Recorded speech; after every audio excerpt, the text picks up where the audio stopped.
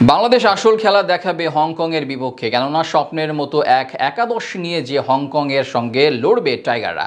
যে একাদশের হোল্ডিং মিডে থাকবেন জামাল, সেন্ট্রাল মিডে একপাশে থাকবেন বাংলার রাজা হামজা, অপর পাশে সমিত সোম, আর ঠিক নাম্বার 10 অর্থাৎ অ্যাটাকিং মিডে থাকবেন ইংলিশ প্রিমিয়ার লিগের ক্লাব সান্ডারল্যান্ডের তরুণ তুর্কি কিউবা মিচেল। সঙ্গে ফিনিশিংয়ের ব্যর্থতা ঘুচাতে আসতে চলেছেন জায়ান হাকিম, যে কিনা বক্সের মাঝে একাই গড়ে দেবেন ম্যাচের পার্থক্য। হংকংয়ের বিপক্ষে সেই স্বপ্নের একাদশ কেমন হতে চলেছে তা নিয়ে বিস্তারিত থাকছে রিপোর্টে।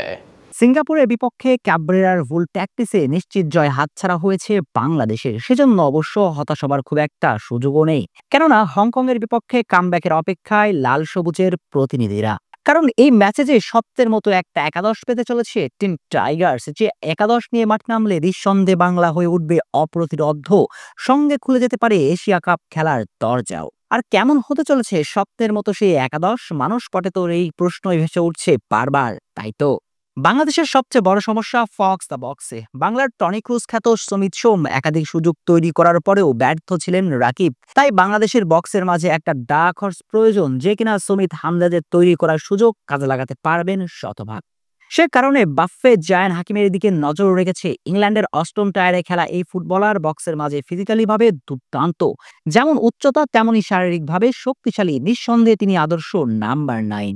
আর আগামী ম্যাচে সম্ভবত তাকে দেখা যাবে। তার সঙ্গে ফরওয়ার্ড লাইনে থাকবেন ফাহমিদুল ইসলাম। বাংলাদেশের এই ড্রিম একাদশে আগামী ম্যাচে অভিষেক হতে চলেছে স্বপ্নের ফোয়ারা উড়ানো 21 বছর বয়সী কিউবা মিচেল।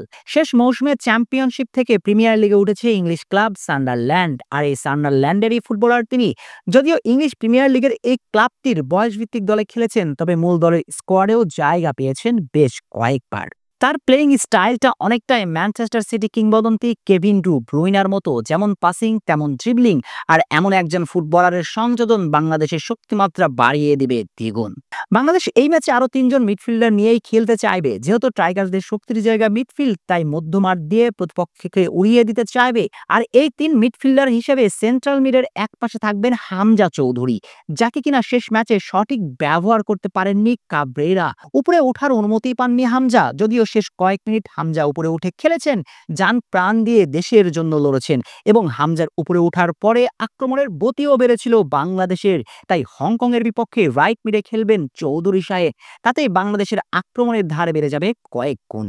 হামজা রাইট মিডে থাকলে লেফট মিডে থাকবেন সমিত সোম। আগের ম্যাচে অ্যাটাকিং মিডে খেলে চিনিয়েছেন নিজের জাত। অ্যাটাকিং থার্ডে একের পর এক কি পাস, বারবার ডেডলক ভেঙেছিলেন লায়ন্সদের। শুধু রাকিব সুযোগগুলো নষ্ট না করলেই আসতো সাফল্য। তবে শেষ ম্যাচের দুঃখ ভুলে এই ম্যাচের দিকে তাকিয়ে থাকবেন সমিত এবং নিজের সেরাটা উজাড় করে দিবেন তিনি। হোল্ডিং মিডে থাকছেন অভিজ্ঞ জামাল ভুঁইয়া।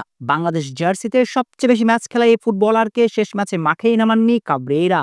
তবে এই ম্যাচে জামালই থাকছেন ডিফেন্সিভ মিডে। 4 জনের ডিফেন্সে সেন্টার ব্যাকে থাকছেন তপুর সঙ্গে তারেক কাজী, ফুলব্যাকে তাজের সঙ্গে ইসা ফয়সাল, বোলবারে মিতুল মার্মা আরও একটা সুযোগ প্রাপ্যই বটে। আর এই একাদশকে মাঠ নামলে বাংলাদেশ হয়ে উঠবে দুর্বার।